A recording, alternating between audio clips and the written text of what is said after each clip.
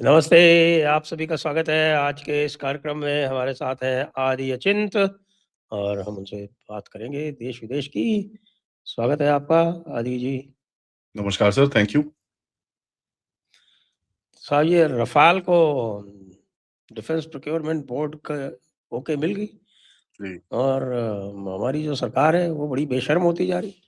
लोग इतनी आलोचना कर रहे हैं, उसके बाद भी साहब डिफेंस प्रोक्योरमेंट बैठाल के और सेक्रेटरी साहब ने उसको सीधे-सीधे ओके कर दी। और अब चली जाएगी ये मंत्री जी के पास और उसके बाद फिर सीसीएस में। ये तो एज़ गुड एज़ थ्रू। मतलब ये क्या हुआ साहब? Middle finger to critics? Very bad. Sir actually critics क्या थे सर, वो जो जिस दिन ये पूरा बवाल उठ रहा था, उस दिन मेरे जैसे लोगों को तो कितना ट्रोल करा गया, क्योंकि मैं बोल रहा था भाई ठहर जाओ, जो चीज़ लिखी है वो उस एक आर्टिकल के अंदर, जिसमें 30 टू 60% ये वो कुछ नहीं लिखा हुआ था। इट इज़ ऑल एक्चुअली बकवास। किसी ने वो आर्टिकल पता नहीं किसने लिखा है, जिसको बेसिक अंडरस्टैंडिंग नहीं होगी इन चीज़ों के बारे में। क्योंकि अगर आप इतना पैसे खर्चे कर रहे हो, तो then you will get something. Plus आपको थोड़ी सिचुएशन देखनी पड़ेगी कि रफ़ाल का क्या-क्या इंडिया में ऑलरेडी चीज़ें हैं, दासों की क्या-क्या चीज़ें हैं। उन्होंने रफ़ाल का पूरा एमआरओ यहाँ पर खोल रहे हो। They are talking about M88 engine transfer, they are talking about whole lot of things. तो ये सब चीज़ें ऑलरेडी यहाँ पर हैं। दैट मीन्स ये रफ़ाल की जो प्लस डील है, ये plus saffron is also going through. Saffron saffron. केवल वो तो मिनिस्ट्रियल कमिटी से भी पास हो गया, अब तो केवल सीसीएस के पास जाना बाकी है। जी। सो साफ़रान इज़ कमिंग थ्रू इन वो आपका 120 केएन का जो इंजन है आमका के लिए, हुँ, वो भी आ जाएगा। तो हुँ। There is a reason sir, और ये एक एक उसका पूरा बैकग्राउंड था जिसकी वजह से ये पूरा ऑर्डर आया है। और ये डिस्कशंस 1-2 साल में पूरी नहीं होती, ये काफ़ी टाइम में लगता है। और जैसे ही ये जब नेवल वर्ज़न आया कि भई रफ़ाल एम हम ऑर्डर करेंगे, जैसे ही वो हुआ मैंने बोला कि भाई ये तो पूरी तरह से हो जाएगा। मेरे को लगता नहीं है there is no other aircraft. और ये चीज़ मैंने अपने अपने शो में भी बोली थी कि I am quite quite as well 99% guaranteed, unless कोई ऐसी बड़ी बेवकूफ़ी हो जाती है, otherwise this deal is through. इसमें बात क्या है सर, देखिए सबसे बड़ी चीज़ क्या है, लोग बोल रहे थे सोर्स कोड के बारे में। देखिए सोर्स कोड तो कोई भी नहीं देगा आपको।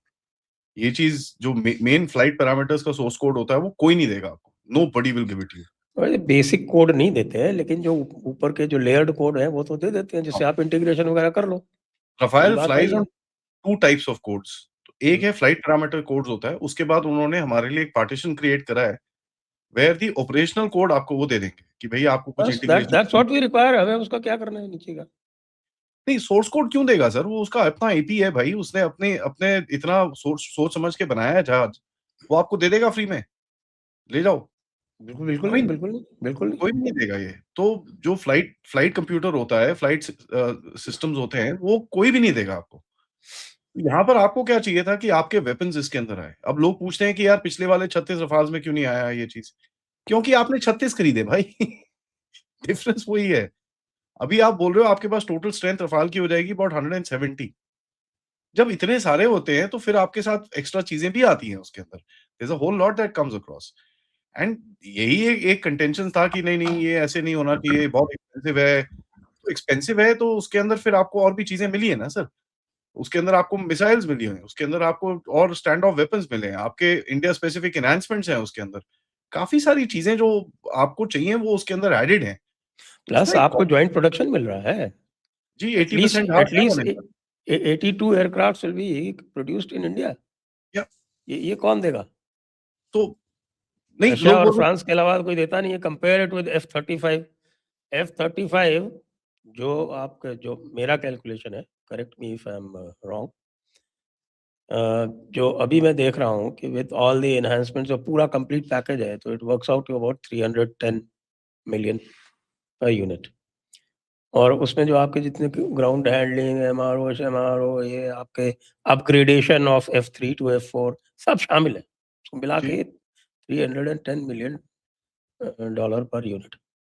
F-35 लोगे तो 500 पड़ेगा। सर और F-35 का यही जवाब लोग जो इसको क्रिटिसाइज़ कर रहे हैं, वो F-35 की एडवोकेसी कर रहे हैं। नहीं, जब भी आप ये चीज़ बोलो तो वो बोलते हैं फिर Su-57 ले लो। देखिए, I don't deny that fact, Su-57 is a good aircraft. मैं एक बड़ा प्रोपोनेंट रहा हूँ रशियन एयरक्राफ्ट के बारे में, बट Su-57 पूरी तरह से अभी ऑपरेशन में नहीं है। Plus Su-57 is next generation. वो apart from that sir, Rafale के और AMCA के बीच के गैप को फिल करने के लिए आएगा। वो अलग एंड है sir, but it is under consideration. वो हाँ, वो आपका सिस्टम ही अलग है। प्लस सर रशिया को अपने अपने आप डिप्लॉय करना है अपने जहाज़ों को, वो कितना आपको बना के देगा?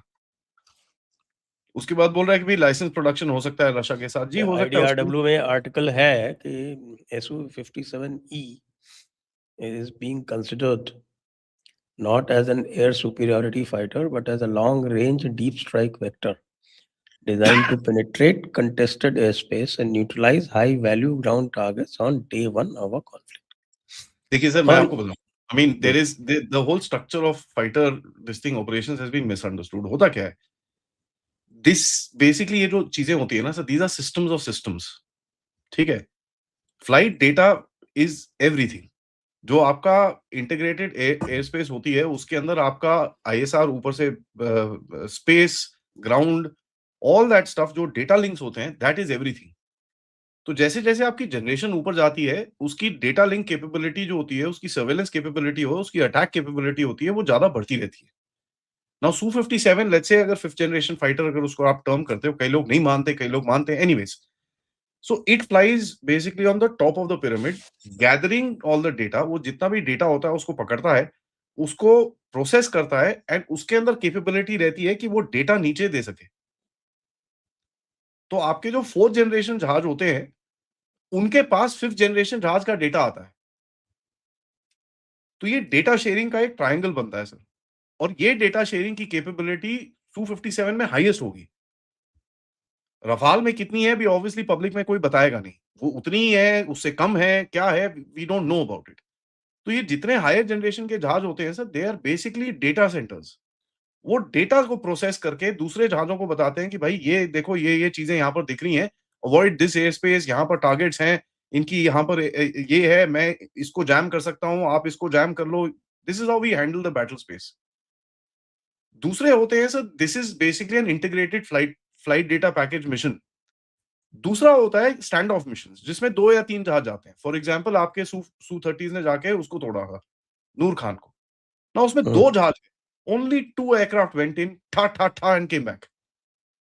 तो वो अपने लिए एक कॉरिडोर में वो एयर सुपीरियॉरिटी बनाते हैं with high data, with high EW. अंदर जाते हैं और wherever they have to fire that missile from, they create that air space जहां पर उनके लिए कोई थ्रेट ना हो, fire it and get lost from there. Because ये जो एयर सुपीरियॉरिटी होती है, ये पीरियोडिक होती है, बहुत छोटे टाइम के लिए बनती है।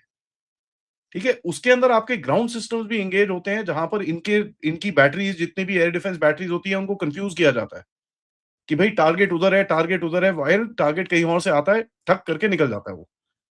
तो ये सिस्टम ऑफ सिस्टम्स अप्रोच है sir, rather than the platform approach. लोगों को ये चीज़ समझ में नहीं आ रही कि जो सिस्टम्स ऑफ सिस्टम्स अप्रोच होता है, वो आपके फॉर एग्जांपल आपका मिराज 2000 है, उसके साथ इंटीग्रेट करके तो मिराज 2000 की जो कैपेबिलिटी रहेगी ऑफ रीडिंग डेटा, वो 5th जनरेशन की हो जाएगी, या 4.5 या 4.7 जनरेशन की हो जाएगी, whatever you want to term it as. तो राफेल की जो कैपेबिलिटी रहेगी, वो आप नीचे दे सकते हैं। दैट्स व्हाई अभी जो आप बात कर रहे हैं, data link packages, ISR capability और आईएसईसीएस के साथ जो आपका इंटीग्रेटेड एयर डिफेंस सिस्टम है, उसके साथ जो आपकी पूरी लिंकिंग होगी, तो आप सोच सकते हैं कि भैया अगर 4 रफाल जा रहे हैं, 6 आपके वो जा रहे हैं, क्या नाम है, लेट्स से सू-30s या कुछ जा रहे हैं, मिराजेस जा रहे हैं और तेजस जा रहे हैं। ऑल ऑफ देम, सब लोग एक ही बैटल पिक्चर देख रहे हैं सर। ये सबसे क्रिटिकल चीज़ है। F-35 में ये कभी आपको देंगे नहीं वो। हाँ, हाँ, F-35 तो ठीक है? People don't understand that fact कि ये कभी नहीं देंगे आपको। और ऊपर से जो आपका आईएसईसीएस सिस्टम है, उसके अंदर कंपोनेंट्स हैं, इज़राइली सिस्टम्स हैं उसके अंदर, बराक और जो इंडो इज़राइली सिस्टम जो साथ में बनाए हुए हैं। उसके बाद आपके पास रशियन सिस्टम्स हैं, जो उसके अंदर S-400s हैं, आपकी पुरानी पिचोरास और सैम-2s और ये सब चीज़ें हैं। उसके बाद आपके लेगेसी सिस्टम्स हैं उसके अंदर, जहाँ पर आपके गन्स और ये सब चीज़ें हैं। एंड बीच के भी आकाश और ये जो आपके इंडिजिनस सिस्टम्स हैं। तो आप ये देखिए सर, कितना सारा data needs to be processed, and not just battle space management करने के लिए, बट वो जहाज़ों को भी देना है आपको। सो जो ये सीमलेस कम्युनिकेशन लिंक है sir, this is very critical. ये आपको सू-57 में मिलेगा, there is no question about it, but सू-57 इज़ द नेक्स्ट गेम। तो ये people are not understanding this. और दूसरा क्या है सर, एयर स्पेस की जो बैटल है, आज चेंज हो रही है सर। नोबडी, किसी को अंदर घुसने की ज़रूरत नहीं पड़ती। आपके पास स्टैंड ऑफ वेपन्स हैं। आज आप देखिए सर, आप बात कर रहे हो प्रलय की, जो 600-800 किलोमीटर, 1000 किलोमीटर पे जाके मार रहे हो किसी को। आप बात कर रहे हो नेक्स्ट जनरेशन की, आप बात कर रहे हो हाइपरसोनिक वेक्टर्स की। बाय द वे उसकी अभी फ्लाइट टेस्टिंग होने वाली है अगले इस साल के अंदर, you will find that going on. तो होगा क्या सर कि आपको इतना ज़रूरत नहीं है कि आप एनिमी स्पेस के अंदर जाएँ या आप उसके एयर डिफेंस ज़ोन के अंदर भी जाएँ। स्टैंड ऑफ डिस्टेंस पे आप उसको मारोगे, जहाँ पर उसका एयर डिफेंस कोई आपको कुछ कर नहीं सकता, आप मार के वहाँ से गायब हो जाओ, ठीक है? And do what you need to after that. The जो रॉकेट है या मिसाइल है, वो जाके वहाँ पर डैमेज करेगी। So there is a difference in the way ये चीज़ करी जाएगी। सो धीरे-धीरे करके उसका जो एयर डिफेंस कैपेबिलिटी है, उसको आप डाउनग्रेड करोगे एंड उतना आप उसके बाद उसके पास आ पाओगे। So the first attack will always be long range vectors, then medium range vectors, then short range vectors and then ground attack और ये सब चीज़ों में आप जाओगे। तो दैट्स व्हाई पिछली बारी जो डिबेट चला था यार सीड मिशंस नहीं करे, suppression hmm, of air defence. Hmm, तो हुँ। आप सप्रेशन करोगे लॉन्ग रेंज से, उसकी एयर डिफेंस खत्म करोगे लॉन्ग रेंज से, जहां पर आपको वो कुछ नहीं कर सकता। Then you will come closer to him, hit is more targets, फिर आप और क्लोज आओगे, हिट फर्दर जहां उसकी कैपेबिलिटी जाएगी and then you should be able to actually go inside with whatever आपको ग्राउंड फोर्सेस लेके जाना है कि जो मर्जी लेके जाना है, वो पूरा एक फिर बैटल पिक्चर ऐसे बनेगा। अब इसके अंदर मल्टीपल चीजें यूज होती हैं सर, ड्रोन्स यूज होते हैं, ठीक है, आपके ईडब्ल्यू यूज होता है, सिगेंट यूज होता है, सप्रेशन यूज होता है, बहुत सारी चीजें यूज होती हैं, डिकॉयज यूज होते हैं। तो ये जो एक इंटीग्रेटेड डेटा सेंट्रिक वॉरफेयर है, ये बहुत डिफरेंट है from just the platform itself. Platform is just one part of it. ये एक कॉन्सेप्ट है जो समझ नहीं आ रहा लोगों को and that's why people are getting a little angry about it. बाकी तो सर क्या है, हमारे देश के अंदर रशियन भी लॉबी है, भी Rather है। than, I would not say people are getting angry about it. Certain people are getting हाँ, angry वो about एक सर बिकॉज़ वो लॉबीज़ है ना यहाँ पर, जो रशियन लॉबी है, अमेरिकन लॉबी है, F-35 वाली लॉबी है, वो तो परेशान हो रखे होंगे। लोगों ने तो 35 वाले तो दे आर बिल्कुल दे आर फ्यूरियस। साहब कि ये तो हमारे प्रेशर का ध्यान ही नहीं देते हैं। So much pressure we have applied, इतनी हमने जो है वो हमारे प्रेसिडेंट से क्या-क्या कहलवा दिया, उसके बाद भी कोई असर नहीं पड़ रहा है। ये तो बिल्कुल ढीठ है, मोटी चमड़ी के लोग हैं। तो आप ये देखो F-35 को आप क्या करोगे सर? भाई आपका F-35 का क्रैश रेशियो इतना हाई है, क्रैश रेशियो, मेंटेनेंस कल गिरा रेशियो, एक और मेंटेनेंस कॉस्ट। 40% अवेलेबिलिटी है उसकी। कल गिरा एक स्क्वाक 700 7700 हाँ, उसने डाला इमरजेंसी, साला पैसिफिक के बीच में कुछ gone. The crash ratio is so high, can we afford that? नहीं उसकी जो मेंटेनेंस कॉस्ट है, वो आपके अच्छा रफ़ाल का अभी मैं कल देख रहा था, रफ़ाल की अवेलेबिलिटी इज़ 90%। क्या? मतलब ये हुआ कि आप एक रफ़ाल लेते हैं that is equal to 2 F-35। Sir देखिए, सुखोइस के अंदर भी हमको ये इश्यूज़ आते थे। ठीक है? इनिशियली जब आपने सुखोइस लिए थे, स्पेयर्स नहीं थे, रशियंस पूरी तरह से रेड आधे लोगों को सर मैं पहले आपको एक चलिए झटका देता हूँ। 90s के अंदर जब सुखोइस आए थे, क्या आप जानते हैं उसके अंदर एक मिसाइल नहीं थी? उसके अंदर गन तक नहीं थी। दे जस्ट बॉट क्या the shell of the aircraft. वो क्या करने भेजे थे फिर? बस।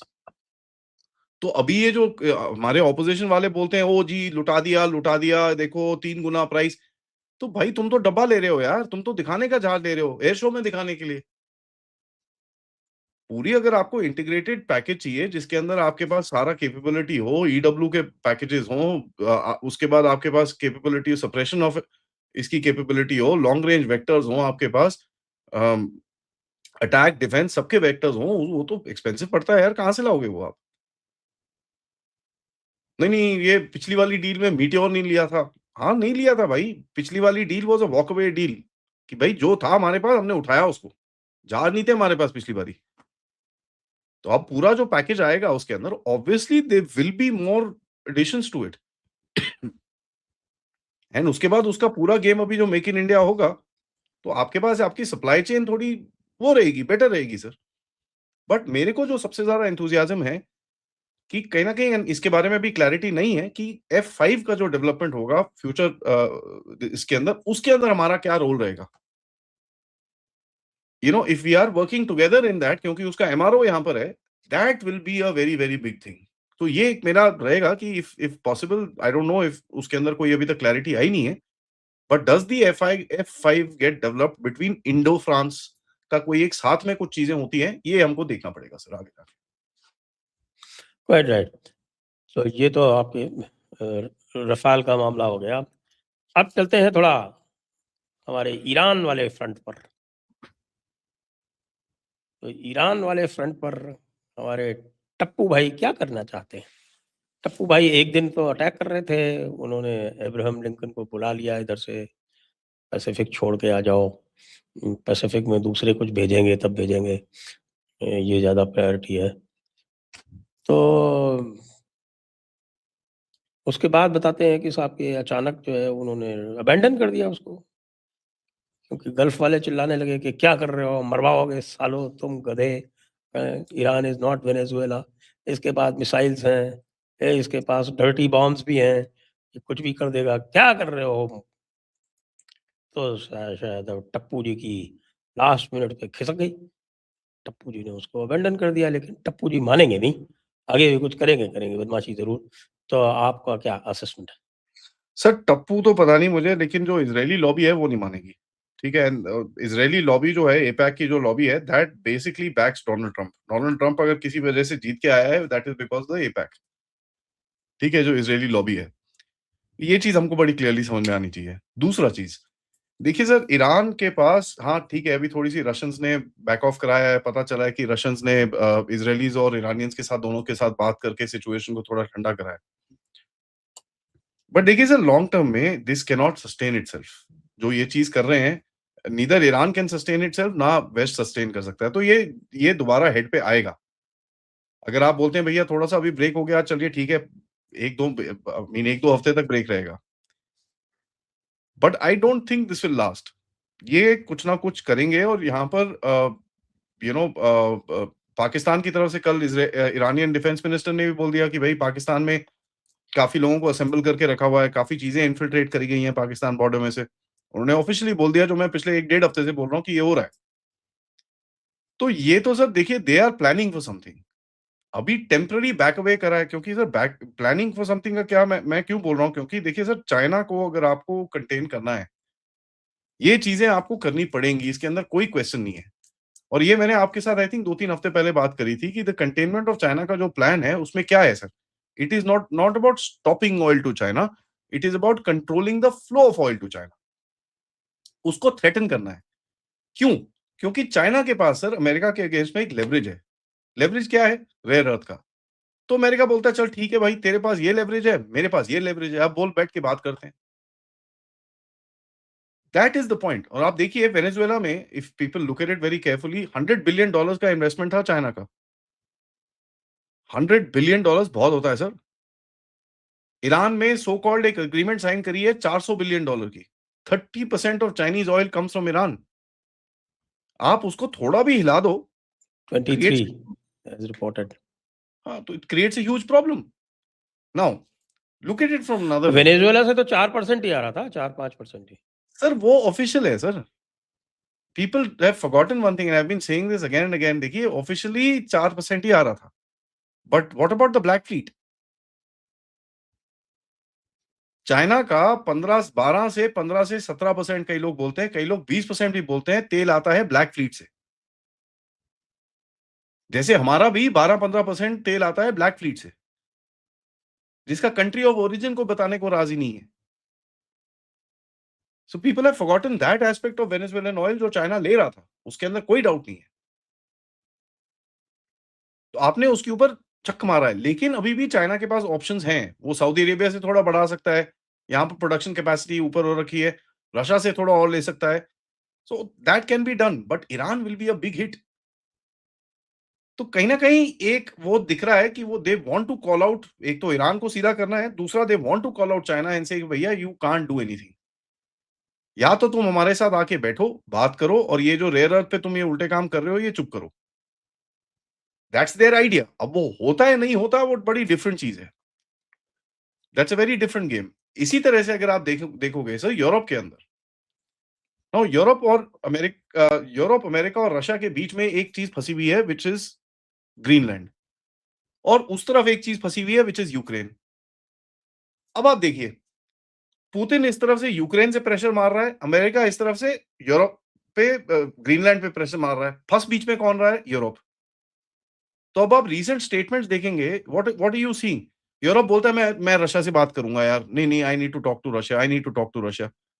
मैंने सुबह एक अपडेट डाला बोल के कि यार ये कोई फिक्स्ड मैच तो नहीं है कि भैया ये साले सुन नहीं रहे, ठीक है तू उधर से डाल प्रेशर, मैं इधर से डालता हूं, गधे हैं साले, सुनते नहीं है। We have to stop this war, क्योंकि तू तो ठीक है मर रहा है, मेरी हालत खराब हो रही है इधर पे, we can't go on with this, so let's put pressure from both the sides. Outcome क्या है? वो रशिया से बात करने को तैयार हो जाते हैं, and that's exactly what we are seeing right now. Although इसका मतलब ये नहीं है कि पुतिन और रशिया और अमेरिका बेस्ट फ्रेंड्स फॉरएवर हो गए, बीएफएफ अभी करके ये वो करेंगे, दैट्स नॉट द केस। वैसे भी तो Trump is Trump is in chair, or rather, Trump is in power only for 1 year. He will be in office for 3 years more, हाँ, but he is in power only for 1 year more. So Russia के interest में वो बैठता है, तो वो बोलता है चल ठीक है लेट्स डू दिस। एंड अगर आप देख लो, यूरोप यूरोप आ रहा है अभी रशिया की तरफ कि भाई बात करते हैं यार, लेट्स टॉक, ये साला क्या हो रहा है यहाँ पर। अभी बोला ना उसने आपके वो जर्मन चांसलर ने, exactly, Russia is a part of Europe. Europe.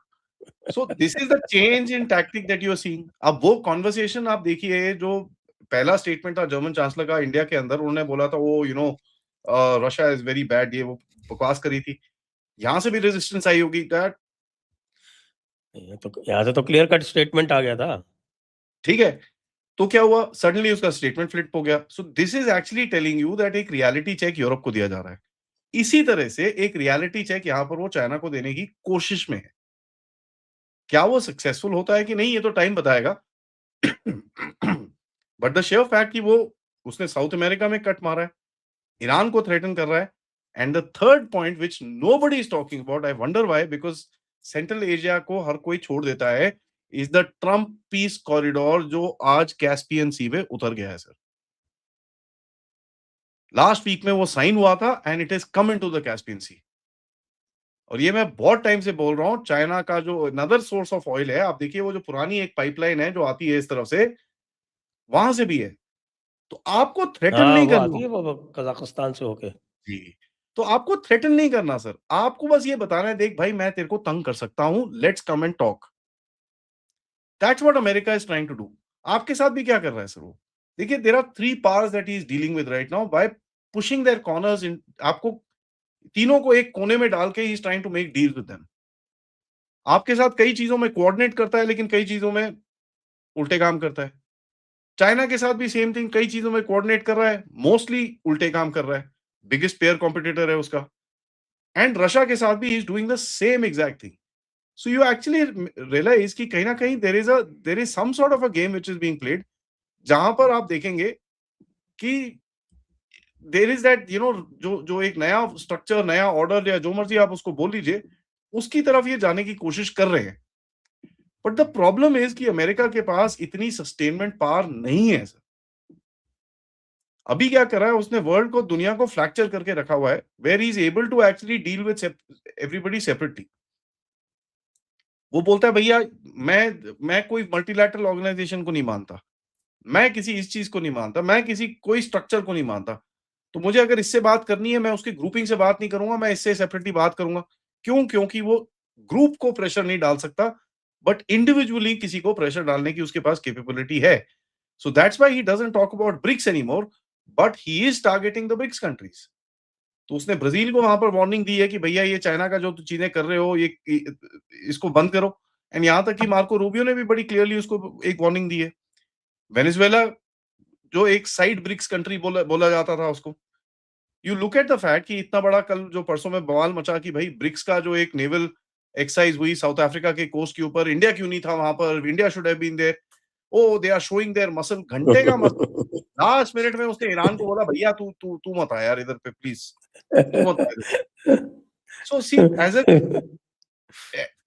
Trump doesn't want to deal with anybody as a group, but उसको सब कुछ तोड़ के एक एक करके वो कर सकता है बात, बिकॉज ही नोज अगर ग्रुप के साथ वो डील करेगा, he will be in a weaker wicket. Correct. And that is the game. So हर किसी को सेपरेट सेपरेट करके he is trying to deal with them separately. PM को एनालाइज करना है। नाउ यहाँ पर देखिए सर, एवरीबॉडी इज टेकिंग थोड़ा-थोड़ा स्टेप बैक बिकॉज़ जैसे आपने बोला कि ये अगले 6-8 महीने में इसका लेम डक हो जाएगा। सो एवरीबॉडी इज सेइंग यार ठीक है यार, ये 6-8 महीने मेरे को इससे नहीं लड़ना। Take a step back a little bit. कोई बात नहीं, थोड़ा-सा पीछे हटो, let's see what we can do about it. कितना आप सस्टेन कर सकते हो, कितनी चीज़ों पे आप बोलते हो ना इस पे नहीं हट रहा मैं, जो करना है कर ले, भाग जा यहाँ से। बट सर्टेन प्लेसेस अच्छा यार यहाँ पर ठीक है, okay fine, let me back of here. Everybody is doing that. तो आप देखिए सर जो इन्फ्लुएंस कटिंग करी है इसने, I mean and everybody is kind of just lying down and taking it. Russia को उसने मिडल ईस्ट में से पूरा उसका फुटप्रिंट को हिला दिया था सर, जब उसको सीरिया से हटाया। अब वो अलग चीज़ है कि रशिया ने जंप मारी और पहुँच गया वो लिबिया के अंदर। आपको वो चाबहार में थ्रेटन कर रहा है, वो अलग चीज़ है कि आप दुकुम के अंदर जाके बैठ गए हो, वहाँ पर तेल मिल गया है आपको और ये सब चीज़ें वहाँ पर शुरू हो गए हो। उसके बाद आप नीचे वो उधर पे भी क्या नाम है, वो सोमालीलैंड में भी बात करना शुरू हो गए हो, तो you everybody is recalibrating a little bit. थोड़ा-सा रिकैलिब्रेशन कर रहे हैं बिकॉज़ देखिए सर सबसे बड़ी चीज़ क्या होती है? Risk and reward ratio. तो हर कोई कैलकुलेट करता है इसको यार is it worth taking the risk? Russia ने कन्फ्रंट नहीं करा इनको सीरिया के अंदर, इन स्पाइट उसके 3 military bases including one naval base threat में आया था। तो he said okay I am not doing this, back away. सवाल ये उठेगा, does Russia does Russia and China stand up for Iran? I don't think so again. No, directly तो बिल्कुल ही नहीं करेंगे। वो पीछे से देते रहेंगे उसको साजो-सामान। क्या? तो पीछे से देते रहेंगे। नाउ आप भी थोड़े बहुत पीछे से कर रहे हो। आपने क्या बोला है? ये ले यार तू अपने 180 मिलियन डॉलर पकड़। भाई जो मैं चला रहा था पोर्ट, आप चला लो इसको, बाद में देखते हैं। बट मेरा जो कॉरिडोर है अफ़गानिस्तान के लिए I still want to use it, तो उसके जो पैसे-वूसे होंगे वो आप लेते रहना, मुझसे कोई प्रॉब्लम नहीं है। It's not a fight that you want to get into. The point is that Yeah, and it's not really worth it. It may be worth it sir. आपको अभी this is assessment right now, may और may not be, but at the moment जब जिस situation में आप खड़े हो, it's not worth taking 25% tariffs for Chabahar port 180 and 200 billion dollars के लिए। Fair enough, back away little bit. थोड़ा-सा पीछे हटो, स्ट्रैटेजिक पॉज़ लो, देखो क्या कर सकते हो and then move forward after that. यही चीज़ अफ़गानिस्तान में कितना लोग रोए थे, ओए! हार गए, मर गए, ये हो गया, वो हो गया। हमारे इंडिया में भी कितना रोए थे। Everybody bought the Pakistani narrative and said वो तो जिहादी हैं, अब क्या करेंगे? अब ये हो गया, अब वो हो गया, हमारे हाथ से चले गया। क्या तो हुआ एट वो द एंड है ऑफ द ना, डे? वो आते हैं ना, वो एंटी पश्तून पाकिस्तानी। ठीक है? सो हर दैट्स द हर थिंग। हर लाइव में क्वेश्चन पूछे जाते हैं ना आपसे और हमसे। ये लोग तो हैं। That is the thing. So एक यू नो यू थोड़ा-सा स्ट्रैटेजिक रिकैलिब्रेशन हर देश को करना पड़ेगा। मैंने आपको चाइना का लॉस बताया sir. Look at China and Pakistan. एक तरफ चाइना ईरान को साला वेपन सप्लाई कर रहा है, यहाँ से साला पाकिस्तान वेपन घुसा के वहाँ पर ईरान को तोड़ने की कोशिश कर रहा है। Look at that situation. Now China ने एक चूँ नहीं करी है अभी तक इसके बारे में, बिकॉज़ ही नोज़ कि यार अगर मैंने चूँ कर दी तो मेरा कितना बड़ा लॉस होगा उसका। इंडिया लेवरेज आउट,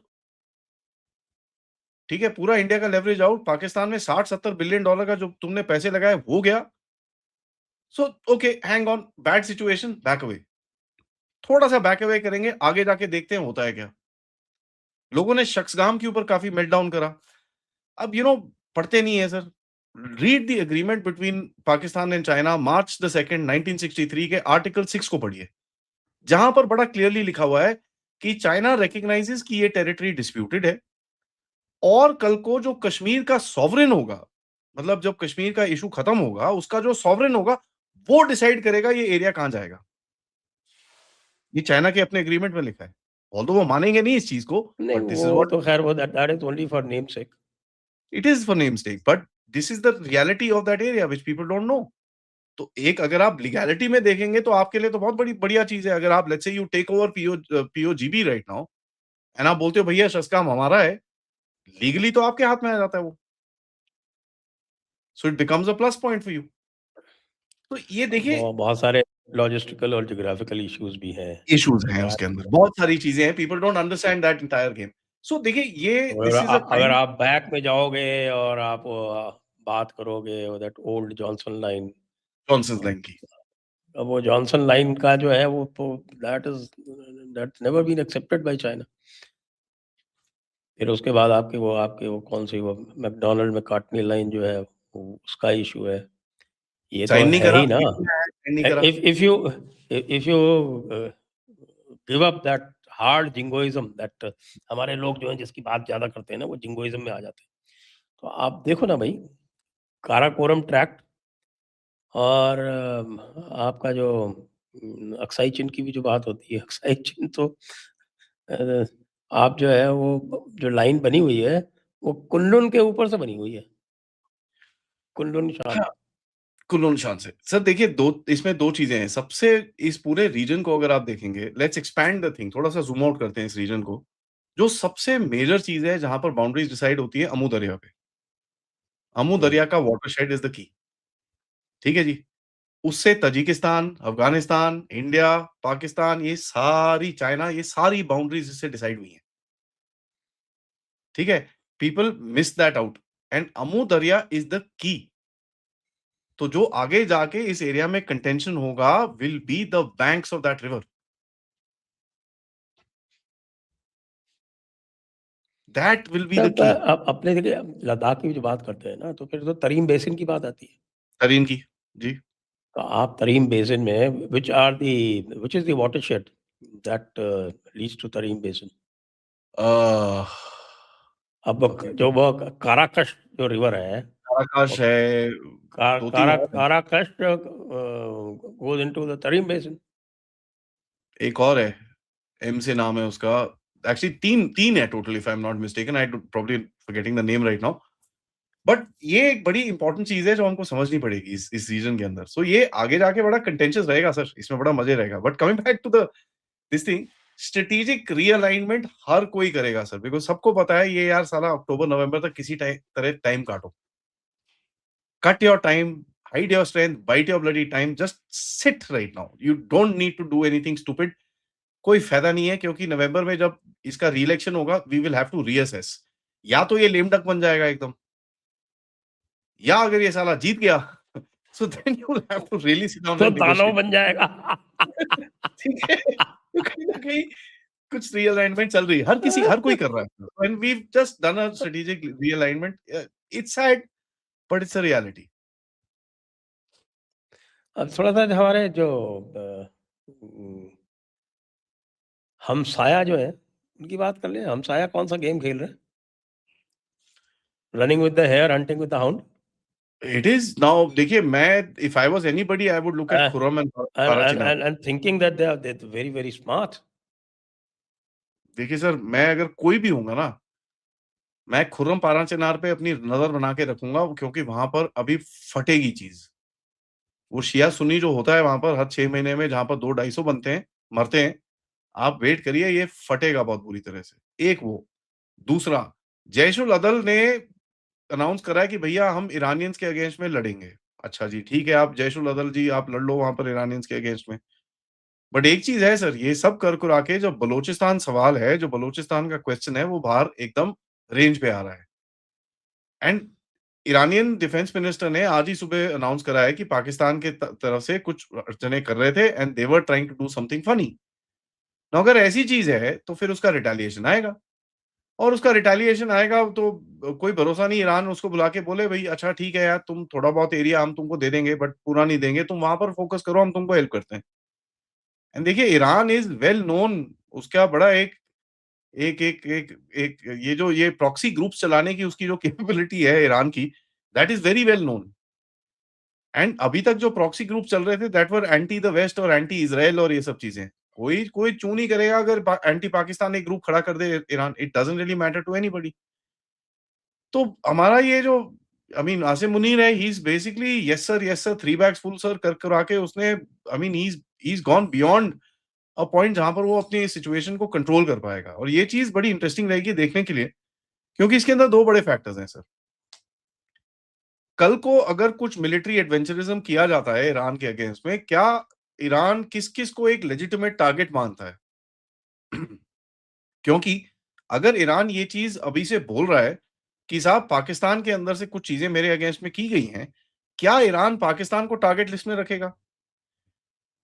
यही सवाल मिडल ईस्ट में भी उठता है। जैसे आपने थोड़े टाइम पहले संजय जी ने बताया था कि भैया बहुत सारे मिडल ईस्ट की कंट्रीज़ इनको बोल रही हैं, यार ये ना आकर साले हमारे तेल-वेल पे ये आके मारेगा, अभी मत करो यहाँ पर। हमारे पास कैपेबिलिटी नहीं है अपने आप को डिफेंड करने के लिए, ना आपके पास कैपेबिलिटी है हमको डिफेंड करने की।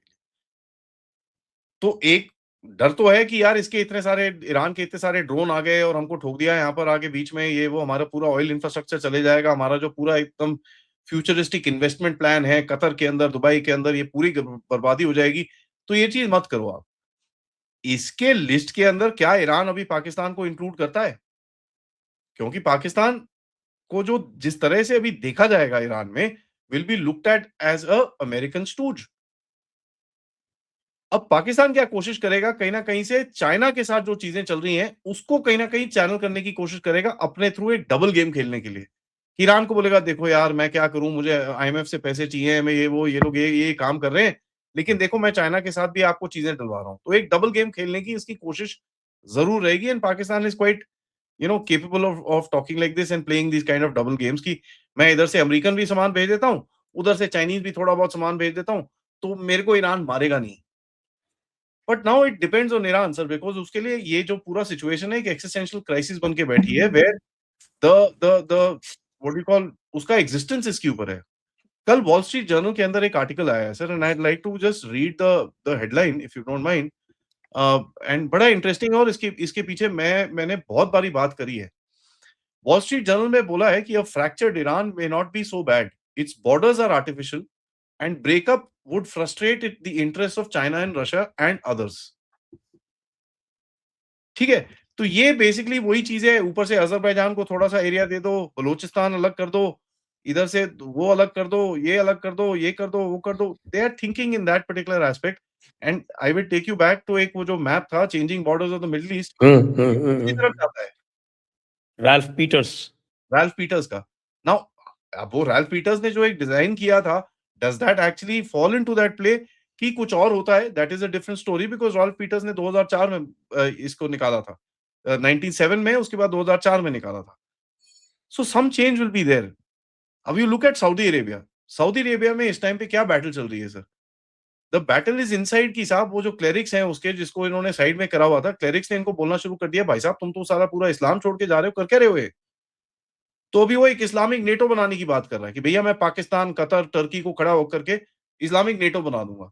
Now here is the funniest part of this whole thing, Saudi Arabia hates Turkey, they hate Turkey. ठीक है? They hate them. तो उसके साथ बैठ के अभी आप मिलिट्री अलायंस बनाओगे। दिस इज़ जस्ट ये बोलते हैं ना सर ये चेपी लगाने की बात है, it's a bandaid on a bullet wound, nothing else. अभी वो थोड़ी बहुत चेपी लगा के आगे चलने की कोशिश करेंगे यार इसको किसी तरह से। इसको मुंगेरी लाल के हसीन सपने भी बोलते हैं, शुद्ध भाषा में। आई सर मेरे हिसाब से एमबीएस ना अपने आप को असर्ट करने की कोशिश कर रहा है। अब देखिए एमबीएस ने थोड़ी आँखें दिखाई अमेरिका को, अमेरिका ने हाँ, यूएई को शुरू कर दिया भाई हो जा, ले ले इसकी। अब यूएई को थोड़ा बहुत येमेन में सेटबैक मिला है, बट एक चीज़ हमको समझ में आनी चाहिए सर, सऊदी अरेबिया के सदर्न बॉर्डर में रेड सी है, रेड सी के उस तरफ पूरा यूएई और इज़राइल बैठे हैं। Entire thing right from Somaliland right up to Egypt और बीच में इन्होंने बेलगुलियन कैनाल खोद दिया तो गया, सऊदी अरेबिया का काम खत्म हो जाएगा। well, that of course that is a long term project। Long term project but threaten तो करेंगे ना उसको कि भाई देख ऐसा है, यू ईदर कम ऑनलाइन। अभी तो तय भी नहीं है कि बनाएंगे कि नहीं बनाएंगे। नहीं, नहीं, वो Israelis want to make that, वो बोलते हैं ये करना है हमको, this has to be done. हम्म, लेकिन देखिए सर, जाएगी तो वो भी रेड सी से, क्या फर्क जाएगा पड़ेगा। वो भी। हाँ, तो but they dominate the Red Sea ना सर। अब इस तरफ अगर आप देखोगे पूरा हूतीस तो फिर भी रहेंगे। हूथीज़ फिर भी रहेंगे सर। अब हूथीज़ को कहीं न कहीं अगर ईरान गिरता है तो फिर हूथीज़ का भी काम खत्म हो जाएगा ना। अब देखिए अब अमेरिका के एक्शंस देखने शुरू करिए sir, what has America started doing? ठीक है, एक तो इन्होंने मैंने जैसे बोला आपको ये क्लेम बनाने शुरू कर दिए, ओह केमिकल वॉरफेयर, बायोलॉजिकल वॉरफेयर ये वो एंड ऑल दैट नॉनसेंस। ठीक है, हूथीज़ के ऊपर इन्होंने ऑलरेडी टारगेट करना शुरू कर दिया है। ठीक है, दे हैव स्टार्टेड सेइंग कि भैया नहीं, ये Houthis need to be taken out ये वो एंड ऑल दैट। ऑल्दो कितना ये लोग कर पाएँगे उसको that's a different story altogether but they have started putting a lot of pressure on Houthis. ठीक है, अभी ये लिंडसे ग्राहम है जो इसका जो लप्पू टप्पू जो भी बोलते हो आप इसको, वो क्या हुआ है उधर पे, क्या नाम है, इज़राइल में। ठीक है, so there is something that they are trying to do around the place कि कहीं न कहीं किसी तरह से इस पूरे सिचुएशन को अपने साथ में लेके आएँ। वेदर दैट हैपेंस और not, it's a totally different story, but इनका प्लान मुझे ऐसा दिखता है। तो आप when you look at it, Houthis को पुश बैक करना पड़ेगा इनको। They will need to create now, देखिए यूएस डिपार्टमेंट ऑफ ट्रेजरी ने 21 इंडिविजुअल्स और एंटिटीज को सैंक्शन करा है, जो अंसर अल्लाह और इनके साथ काम करते हैं। तो ये धीरे-धीरे करके ये प्रेशर बनाने की कोशिश करेंगे कि यार इनके ऊपर भी थोड़ा प्रेशर डालो। दूसरा चीज़ क्या है सर, लेट्स से अभी ईरान के अंदर एक बड़ा न्यूक्लियर टाइप ऑप्शन है। न्यूक्लियर टाइप ऑप्शन ये है कि ईरान पे इतना प्रेशर डालो कि उसकी रेजिम ही आके बोलती है भैया चाहिए क्या तुमको बताओ, लेट्स वर्क। एंड उसके लिए सुनने में आया है कि कतर-वतर थोड़ा ईरान से बात कर रहे हैं, यार ठंडा हो जाए यार, बता ना तेरे को क्या चाहिए, क्या नहीं चाहिए, लेट्स वर्क समथिंग आउट। एक चैनल वो भी खोल रखा है इन्होंने। So it's a very confusing sort of a scenario, but मेरे को एक चीज़ पता है सर, ईरान पे कुछ ना कुछ होगा। What is it? Difficult to say, but something is gonna come और कुछ आ रहा है। It's not very far off. Protest मेरे हिसाब से थोड़ा जल्दी हो गए। इनकी मिलिट्री डिप्लॉयमेंट में थोड़ा टाइम लगना था, क्योंकि अभी वो एयरक्राफ्ट कैरियर्स और ये सब चीज़ें आना शुरू होंगी, इधर पे हफ्ता लगेगा उनको एयरक्राफ्ट कैरियर्स को इधर आते हुए, अपनी स्ट्रेंथ बिल्डअप करेंगे, सब कुछ वो सब करेंगे। उसमें थोड़ा टाइम लगेगा, तो वो प्रोटेस्ट वाला थोड़ा मिस टाइम हो गया इनसे। But they will keep that pressure up by saying देखो ये बंदे मार रहे हैं, देखो ये कर रहे हैं, देखो ये कर रहे हैं। तो this is not gonna stop. Ideally US के लिए क्या होना चाहिए कि ईरान को इतना वीकन कर दो कि वो खुमैनी खुद पूछे भैया क्या चाहिए यार, बात करो, खत्म करो कहानी, बहुत हो गया। So let's see. वो खोमेनी तो नॉर्मल बंदा नहीं है ना, वो तो बड़ी किताब से चलता है। अब उनको इस तरह का हिंट मिल रहा है। उनका जो इलेक्टेड लीडरशिप है, उसके हाथ में जो स्ट्रेटेजिक डिसीजंस हैं वो नहीं है। नहीं है। नहीं तो if you leave it to Pezeshkian, you can expect good outcome, और एक सेंसिबल किसी तरह का आप सोच सकते हैं कि साहब को कोई सेंसिबल डील हो सकती है। लेकिन with Khamenei it is not possible, क्योंकि नॉट वो तो पॉसिबल। अपना जो बड़ी किताब में जो लिखा है कि भाई यहूद को ख़त्म करना है, तो वो तो छोड़ता नहीं है। अदरवाइज़ वही वाली हमने कई बार पहले भी बात की कि भाई इज़राइल से इनका पंगा क्या है? It is ideological purely. Ideology, या and by the way they think the same about us also, हाँ। हम लोग हमारे यहूद एंड घर में हनूद दोनों ही हैं। हमारे घर में बड़े लोग 5.82 बोलते उठा के हैं। देख लीजिए आप, कुरान 5.82 क्या कहती है? जूस एंड आइडोलेटर्स, मूर्ति पूजक, मुशरिकीन जिसको बोलते हैं मुशरिकीन, वो हुँ। अल्लाह के दुश्मन हैं। तो अल्लाह के दुश्मन के साथ आप क्या करेंगे? आपके भी दुश्मन हुए फिर तो वो, कि आप अल्लाह के बंदे हैं। तो ये is purely ideological, ideology, foolish of course, in modern parlance it would be called foolish, but it is there, you can't deny it. या so this is it's a very touchy situation कहीं न कहीं। अच्छा, जो public है, वो public is not thinking in terms of the बड़ी किताब। वो तो धीरे-धीरे they become very hostile to the बड़ी किताब, यू नो दैट।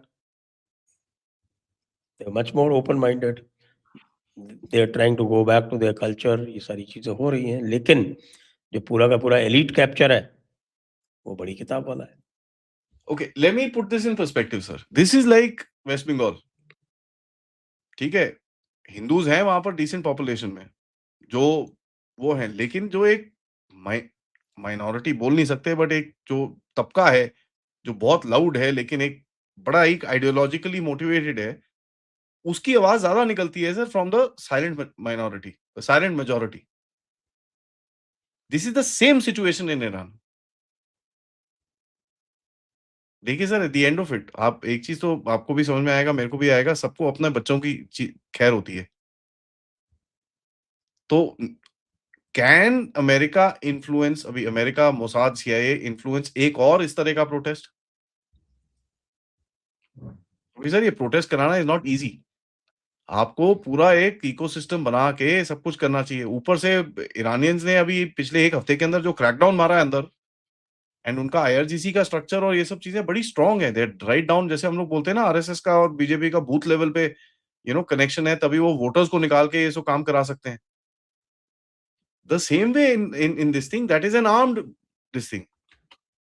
तो इनकी जो रीच है that is really down into the public at literally colony levels. तो इनको पता है, जो इनके आईआरजीसी के इन्फॉर्मेंट्स होते हैं उनको पता है कि भैया ये इस घर में ये है, इस घर में ये है, इस घर में ये है, इस घर में है, और इनकी सोच क्या है। So it's not that easy to break that structure. आप उसको इन्फिल्ट्रेट कर सकते हो, आप उसको सब कुछ कर सकते हो, उसके अंदर कोई डाउट नहीं है। चाइना में भी स्पाइस होते हैं, दूसरे कंट्री के स्पाइस होते हैं, वहां से इंफॉर्मेशन निकलती है, but that doesn't mean that breaks the entire entire structure. So एक बहुत डिफरेंट चीज है। आप उसको डैमेज कर सकते हो, but breaking, well, time will tell. Right. अब ग्रीनलैंड का थोड़ा सा हमने डिस्कस किया, लेकिन अभी जो वो बोल रहा है कि साहब की ग्रीनलैंड को जो भी फेवर करेगा मैं उसको सबको टैरिफ कर दूंगा, तो पूरी यूरोप को टैरिफ कर देगा क्या? पागल, पागल कुछ भी कर सकता है। Yeah, well, वो किसी पे किसी चीज पे रिस्ट्रिक्शन लगा देगा, ये कर देगा, but I really think this is a ploy to force Europe to talk to Russia sir. मेरे हिसाब से ये वही है, एंड वही होगा आगे जाके, where you see 3-4 European leaders आके बोलना शुरू हो गए, नहीं यार हमको रशिया से बात करनी पड़ेगी, this can't go on like this, ये ऐसे नहीं चलेगा, अब ये बड़ा गलत गलत सिचुएशन है, ये है वो है। अब इन्होंने ट्रूप डिप्लॉयमेंट करी है, जर्मनी को देखो इतना बेवकूफ है, वो अमेरिका को ही फोन करते हैं, बोलते हैं भैया यार हमको ना वो मिसाइलें चाहिए, कौन सी एंटी टैंक मिसाइलें चाहिए, अच्छा जी किसके लिए चाहिए, वो यार वो ग्रीनलैंड में लगानी है आपके अगेंस्ट में।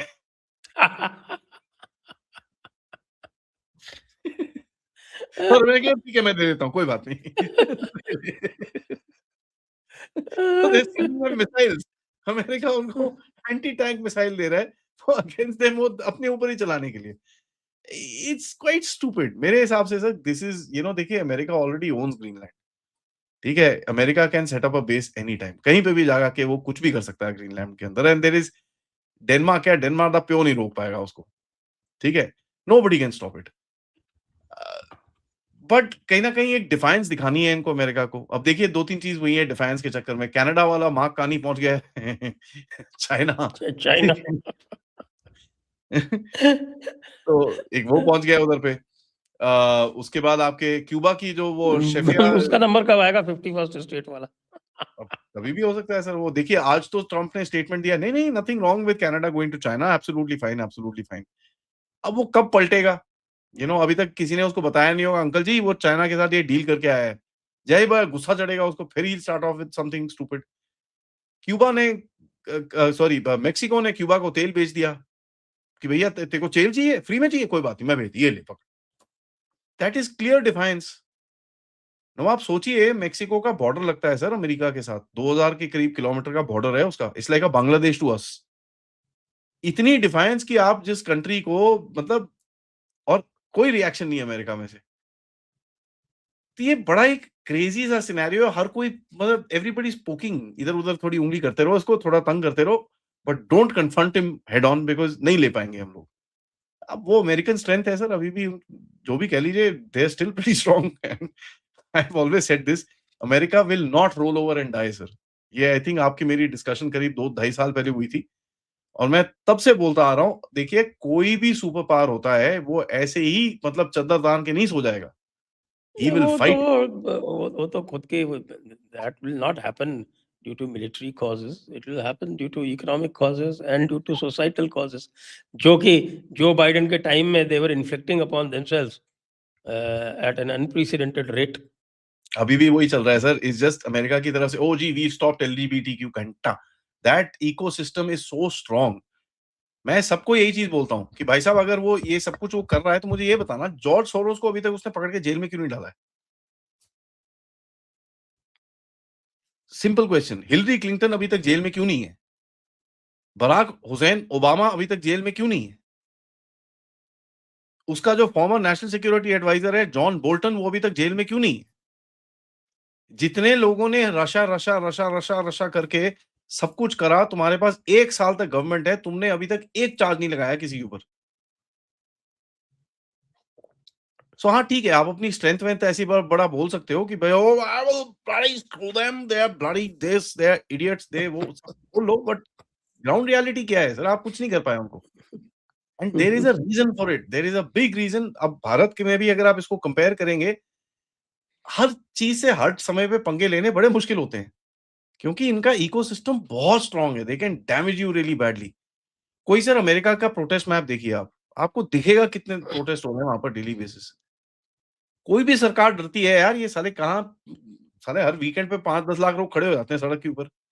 Any government body get scared, यार ये क्या हो रहा है? What's happening here? So they are अब वो एक आइडियोलॉजिकल फाइट है which is very, very difficult to fight like that. बहुत टाइम लगता है इसको लड़ने के लिए। आप देख लीजिए आपके सामने लोग बोलते हो लर्न फ्रॉम डोनाल्ड ट्रम्प। हाँ, teach me from Donald Trump. Tell me what Donald Trump has done that I need to learn please. Please tell me. Nobel peace price?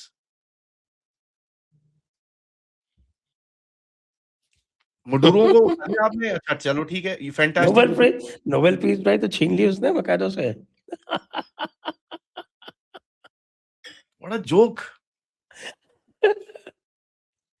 आप बोलते हो देखो जी उसने मडुरो को उठा लिया, फैंटास्टिक उठा लिया, फिर क्या?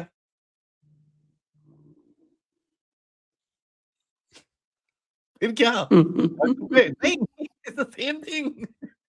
You know he just show off for nothing else. आपने कुछ नहीं करा उसके आगे। तो हाँ, ठीक है sir, he is trying his best but it's got not gonna be that easy for America.